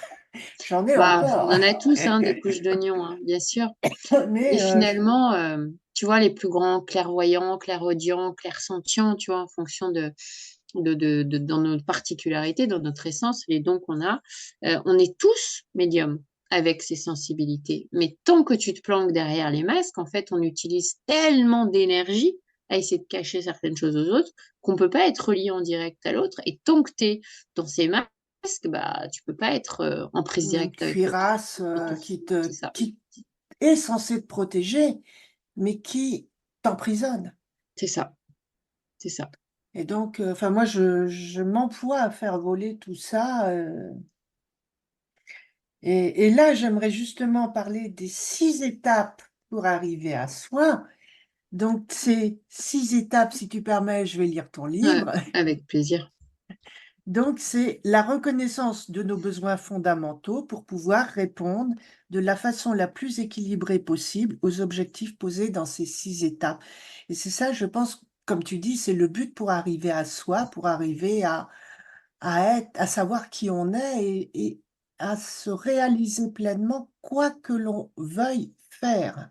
Mmh.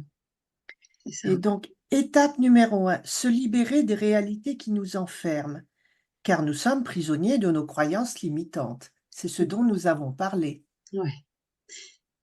Et oui, c'est ça, c'est vraiment, toute cette première étape, elle aborde vraiment la notion de filtre, en fait.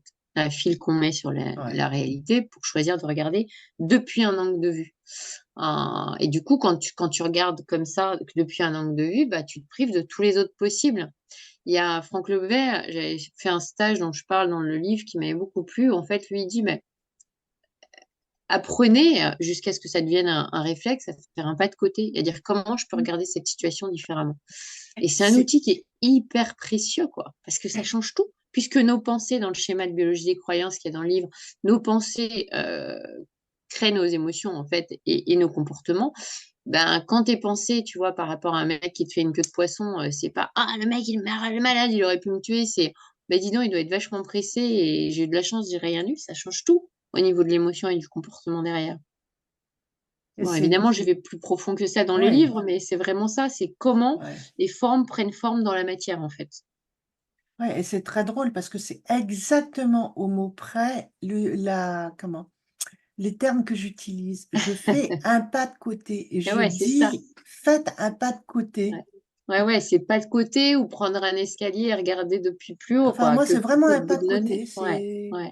que ça soit quand je travaille avec l'énergie, quand Mmh, je magnétise, enfin, du reiki, je fais un pas de mmh, côté et je l'ai toujours fait, tu vois? mmh, C'est comme tu dis, on mmh. on a des choses, on est avec certaines choses, naît, N-A-I, tu sais? Ouais, ouais, Et on ouais, est, E-S-T, mmh, avec des potentialités, avec c'est ça. des choses que l'on sait, intuitivement. Ouais. Étape 2, prendre soin de soi, avec toute la reconnaissance pour nos corps qui nous permettent de faire l'expérience de cette incarnation. N'oublions pas que prendre soin de soi revient à prendre soin de son soi. Toi, je crois que pour moi, c'est un peu dur en ce moment. Et en dépression, on a toujours ce problème. Prendre Ouais, soin de soi, puisque souvent, on n'a et oui, même pas envie de se lever, de se se laver, de laver, s'habiller, ouais, de c'est se ça. Mmh. Donc là, on est plus sur, effectivement notre rapport à nous-mêmes, hein. C'est une décision. Il y a pas très longtemps, je suis allée faire, une matinée pour travailler sur les fascias, les mouvements qui guérissent et tout, et j'ai beaucoup aimé. Les 2 personnes qui animaient ça disaient: «En fait, c'est vraiment une décision, prendre conscience que ce corps, en fait, c'est quand même celui qui nous permet d'expérimenter dans la matière et d'attirer à nous ce qu'on veut», et à un moment donné, c'est une décision de dire: «Bah, j'en prends soin, en fait, quoi». «Mon Parce corps est que mon temple, ouais, c'est bah, ma c'est maison». exactement ça, ouais. Je le cite d'ailleurs dans Ouais cette et on expression le dans mon livre, retrouve ouais. dans tous les livres sacrés. Votre Ouais, corps est votre c'est temple, enfin ça, sous d'autres c'est termes, ça. mais Oui, non, mais c'est complètement ça, et c'est là aussi, hein, c'est dans cette deuxième partie du parcours que je parle beaucoup du soin à notre enfant intérieur, et je parle des différents types de comportements face à la douleur, mais ça, c'est qui sont quand même plus propres à la kinésiologie. Mais voilà, c'est vraiment aller puiser les ressources en nous-mêmes, pour aller opérer la transformation, quoi. mmh. Étape 3, Bah, là, on en a utilise beaucoup parlé, hein? utiliser la puissance de nos émotions Ouais, en apprenant à les regarder comme des énergies neutres, ce qu'il ne faut jamais oublier, c'est ça. vis-à-vis desquelles nous avons une responsabilité de transformation. Parce que c'est vrai, les émotions nous envoient un message. Mmh, On c'est n'a ça. pas, on manque de ça, ou on a été blessé, ou on n'a pas de reconnaissance, ou Ouais. voilà, enfin, chaque émotion, et l'exprimes, et tu l'expliques bien dans ton livre, chaque émotion a un message Mmh, particulier. c'est Et quand ça. on en est conscient, ça change tout. Ça change tout parce que tu les vois enfin, comme des messagères, tu vois? Je dis souvent que ce sont des C'est alliés, ça. mais c'est vraiment ça, et encore une fois, se désidentifier de l'émotion, quoi. Elle nous traverse. Oui, Qu'est-ce qu'elle vient me raconter? Ah, OK, je me laisse une émotion, c'est un courant électrique, hein, qui passe par la plante du pied, qui se libère au niveau de la glande pituitaire, et ça dure quelques secondes, tout au plus quelques minutes, mais plus on va l'enfermer, tu dis ça à un hypersensible, il dit: «Non, c'est pas possible», mais plus l'hypersensible va justement cesser de traverser par ses émotions, plus il va devenir, bah, justement clairaudients, clairsentients, etc. Parce que c'est des gens qui captent toutes les informations. Et quand tu les gardes, en fait, c'est des gens qui s'enferment et qui luttent contre eux-mêmes en permanence. Et leur vie, ça devient un calvaire, quoi. C'est comme ça qu'ils font des crises d'angoisse. Et alors que c'est des gens, quand ils déploient, quand ils acceptent cette sensibilité, ben, c'est les plus grands artistes, là, pour le coup, tu vois. Ouais. Ils déploient leurs ailes. Ouais, c'est exactement ça. Étape 4, harmoniser nos relations, car nous sommes des animaux sociaux, ce qui veut dire que nous avons besoin des autres pour exister. Bah là, c'est le rapport, tu vois, c'est les phénomènes miroirs dont je Oui, racontais. Si tu veux te connaître, regarde qui tu attires parce qu'on les autres rencontre ce sont qu'on des... vibre. Et quand je réagis particulièrement dans le positif, dans le négatif, par rapport à un jugement, hein, quand je parle de négatif, bah, c'est toujours une invitation à aller se réapproprier une facette qu'on a mis en déni parce Mm. qu'elle a été jugée quand on était enfant. C'est vrai que je dis souvent aux gens, ceux qui jugent le plus, c'est ceux qui ont le plus souffert parce qu'ils ont été jugés petits, Ouais. parce qu'ils n'avaient pas le droit. Et donc, du coup, ils ont mis plein, plein de trucs en déni comme ça. Et ils dépensent tellement d'énergie à «Ah non, moi, je suis pas comme ça», qu'en fait, ils peuvent pas être eux-mêmes. Et on le voit souvent avec les personnes qui s'occupent beaucoup des autres, Ah, mais qui tellement, s'oublient. dans le Bon, sacrifice total, voilà. quoi. Et Ouais. c'est aussi notre éducation Mais judéo-chrétienne, tellement surtout pour les judéo-chrétienne, mais femmes. non, Une femme doit se sacrifier pour ses c'est ça, parents, pour son c'est mari, ça. mais Ses pour ses enfants, enfants, ses petits-enfants. même si ce n'est plus vraiment le cas, mais c'est dans notre Ah, ADN. complètement, complètement. Et puis, c'est les grand-mères qu'on a eues. Certaines, ce sont les mères qu'elles ont eues. Donc, notre modèle, c'est quand même le premier qui inconsciemment, on va reproduire. Oui. Et je le vois parmi les femmes qui m'envoient des messages, ou même moi, c'est on s'occupe beaucoup des autres sur les Oui, groupes, etc. Alors maintenant, je suis enfin arrivée, et c'est ça le problème du post-cancer, à se retrouver mmh, soi-même et à mmh, remettre dans les cases la maladie, c'est passé. ouais, Ma vie privée, ma vie personnelle, mmh, c'est, mmh, bien ma vie personnelle, mon mari, mes enfants, mes parents, mon jardin, enfin, ma sphère privée qui ne ouais, regarde que moi et mmh, mes proches. mmh. Et après, il y a la sphère professionnelle, donc moi, en l'occurrence, là, c'est l'accompagnement.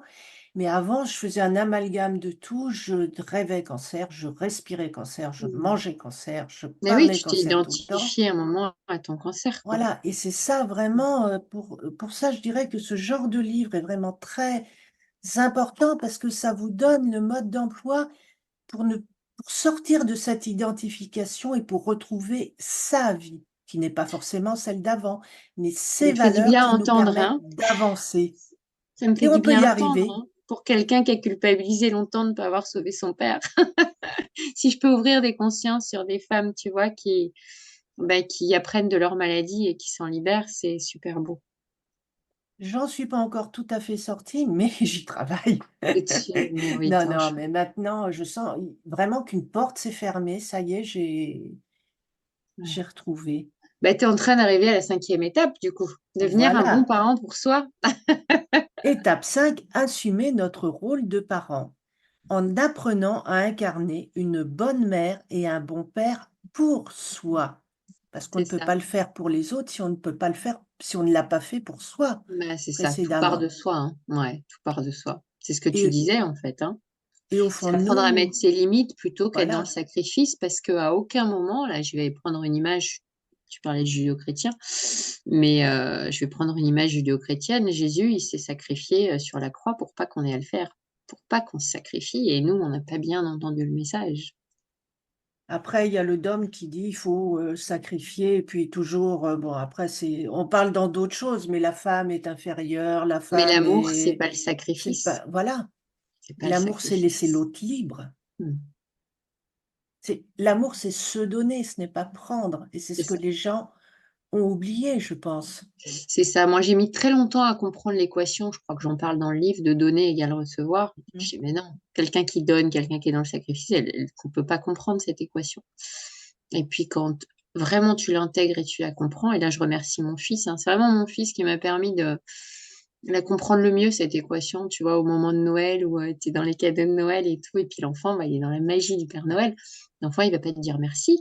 l'enfant et c'est le Père Noël, mais quand tu vois cet émerveillement qui vit et que toi, grâce à lui qui t'envoie ces ondes d'émerveillement, te touche dans ton cœur d'enfant, alors que tu pourrais pas, avec le moindre cadeau dans cette société de consommation, on n'est plus dans cet émerveillement, tu vois, je veux dire.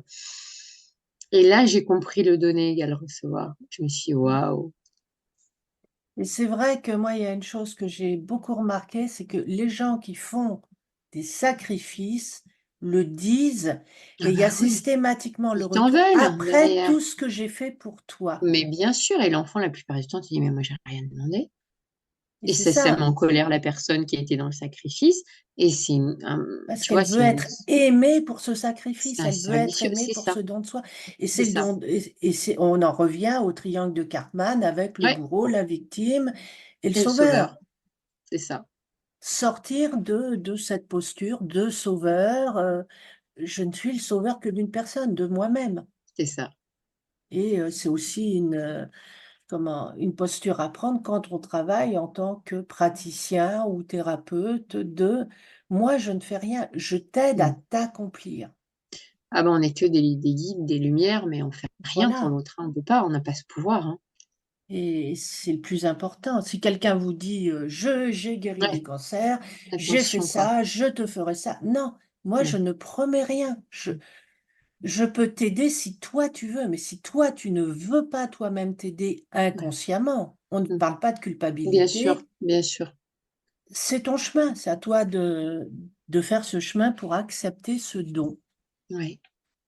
Étape 6, prendre notre place dans le monde, pour nous élever, grandir et nous épanouir au niveau personnel et collectif. Ouais. J'adore ta conclusion.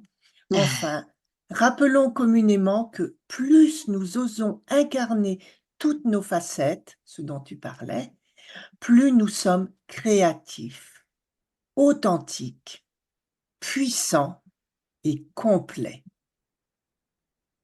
Je trouve que Merci. c'est une très très belle comment, conclusion à ce livre. Alors, dedans, il y a plein plein d'explications, il y a des protocoles, il y a plein de choses pour vous aider à avancer et bon, je le conseille. Franchement, je Merci, dirais, ça m'a Françoise. permis de conscientiser ce que je faisais sans le savoir. Merci beaucoup. Vraiment, ça me touche beaucoup, hein. C'est pas la première à me dire qu'il n'est pas forcément axé pour, je ne veux pas dire le mot débutant, ça voudrait dire qu'il y a des gens plus avancés et c'est pas le cas en Non, fait, hein. mais C'est une boucle, hein. qui n'ont Mais pas cette connaissance du vocabulaire de base, voilà, des c'est ça, idées de de base, jargon. voilà. Voilà, c'est de jargon. Ouais. Après, c'est vrai que je donne beaucoup de protocoles et il y a beaucoup de thérapeutes qui m'ont envoyé des témoignages comme les tiens qui m'ont vraiment, vraiment touchée. Je donne beaucoup parce que je suis praticienne en thérapie brève. Donc, pour moi, mon objectif, c'est de rendre les gens autonomes. Tu le disais toi-même, enfin, je veux dire, je suis pas là pour dire je peux vous soigner ou quoi que ce soit. On a toujours les thérapeutes qu'on mérite sur notre chemin. Et quand on est prêt à voir, on a le thérapeute qui nous permet de mettre la bonne lumière au bon endroit. C'est tout. Et on rencontre Donc, c'est vrai que je la donne bonne des... personne. Ouais, non, mais c'est ça, hein, c'est ça. Et encore une fois, il n'y a pas de hasard, quoi. D'où notre rencontre. Ouais, bah, vraiment, ouais, ouais, tout à fait, tout à fait. Merci en tout cas de m'avoir permis bah, voilà, de m'exprimer sur ce livre que j'aime beaucoup et puis bah, de le mettre en avant et de l'offrir à des personnes qui sont soit dans un chemin vers la libération du Voilà. cancer ou pour qui c'est derrière, c'est génial. Ils sont sur le chemin. Alors, pas uniquement pour le cancer, mais c'est vrai que Pour ce n'importe podcast, quelle maladie, dépression ou même dans la vie de tous les jours, parce qu'on voilà, c'est vit ce que j'allais dire. voilà, Quand on sur veut une... avancer, ça aide, ça. Donc, c'est le parcours qui mène à soi. 6 étapes pour incarner son être profond d'Ambre Cazot dehors aux éditions Quintessence, Quintessence. collection Ressources et Santé. Je vous mettrai de toute façon le lien vers l'éditeur. Alors voilà, vous voyez à peu près là. Un grand merci. la couverture à l'envers, mais merci à toi parce que vraiment c'est quelque chose de qui peut aider, qui peut beaucoup aider et Je suis surtout qui ravie. peut, comment? Réduire le temps parce que j'ai passé des années et des années pour en arriver au niveau où Mmh. je suis, alors qu'avec un livre comme ça, bien, on peut gagner des années, on peut avancer plus vite. Mais c'est vrai, quand on est Merci. sur le chemin des valeurs, quand on recherche des solutions, parce que c'est vrai que souvent, après le cancer, on est paumé parce qu'on sait plus d'où on vient, où on va, dans quelle étagère. Je Ouais. fais toujours ce jeu de mots Bah, idiot, oui, oui. mais et et tout s'écroule et tout se reconstruit. Mmh. C'est ça. Après le chaos, tu sais, les Chinois, ils disent: «Après le chaos, le renouveau», en fait. Et c'est vraiment ça, c'est l'image de ce 8 de l'infini, hein. Ouais, Et nos mais expériences les plus destructrices, en tout cas qu'on vit comme telles, sont souvent les plus fondatrices. Et c'est dommage, mais on est foutus comme ça, hein. voilà et on ne peut pas avancer si on ne détruit pas quelque chose avant, mais c'est dur de Bah, je suis pas reconstruire. sûre quand même, mais dans ton cas, ça a été le cas. Oui, mais je vois Attention, hein. que, bon, au bout de plus de 60 ans de vie, tout à chaque fois que, j'ai vécu Ouais, c'est ce que je te dis dans ton de cas. Mais grosses attention à ce genre de expériences. croyance, hein. Sinon, c'est tu risques de t'attirer des trucs très Ah ouais, violents, non, tu là, maintenant, je demande à l'univers, je demande à la vie des choses, douces, d'avancer, mais avec, vois? OK. A douceur alors et tu mets au point zéro cette croyance-là. bon, alors comment est-ce que je fais? Bah, juste, de dire que tu as pas besoin, en fait, de tout déconstruire, de tout péter Ouais, pour, tu vois? je n'ai pas besoin de tout péter, de tout déconstruire, mais Je libère la partie de moi qui croit que je libère la partie de moi qui croit qu'il faut, vivre des cadeaux tout très mal déconstruire. emballés de la vie Ouais, pour c'est ça, avancer. c'est ça. Parce que je peux avancer toute seule, notamment grâce aux belles rencontres que je fais, que Ouais, la vie ou l'univers met sur mon chemin, comme toi. ouais. Merci Merci beaucoup, Françoise, Ambre, merci infiniment. Plein, plein de et succès à ta chaîne et beaucoup, beaucoup de lumière, de santé, d'énergie merveilleuse pour t'entourer. merci beaucoup. Et vous aurez les coordonnées de Ambre également dans le résumé de ce podcast si vous désirez, Un la accompagnement contacter ou avec un plaisir. accompagnement. Merci, très belle Merci continuation. À bientôt. à toi aussi et puis merci beaucoup à vous tous d'avoir écouté, cette Ouais. interview. Et je vous donne rendez-vous, eh bien, bientôt pour le nouvel épisode de Salade de crabe, le podcast qui vous aide à traverser le cancer. Au revoir. Au revoir.